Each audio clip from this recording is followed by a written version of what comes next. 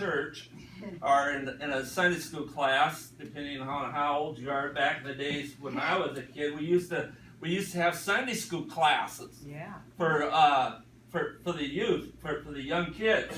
And in those classes, they actually taught you something once in a while. You know, if you remember verses and memory verses, and you would you'd win a candy bar or a book or a coloring book or something. But anyway, God was speaking to me about this subject, and so it came to that.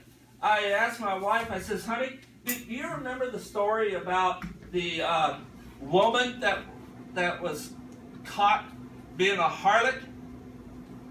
And yeah, and I said, "Well, you know, I think I'm going to have Jerry read a little bit about that for me." So I'm going to have Jerry come up, and that's in John chapter 8, 1 through 11. But he's got a couple extra things that he wants to read with it. Okay, well, don't fall asleep. I won't read like a machine gun. I don't want to read that. Okay, this is from John 8, verses 1 to 11. And first I have a little short commentary about this section by Warren Wiersbe. John 8, 1 to 11. Condemnation.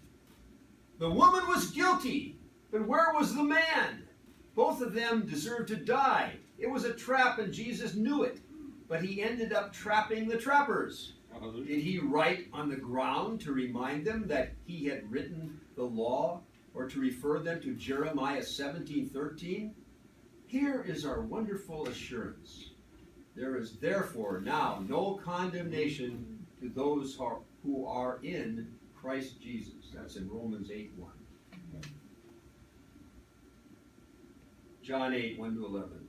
Jesus went on unto the Mount of Olives, and early in the morning he came again into the temple, and all the people came unto him, and he sat down and taught them.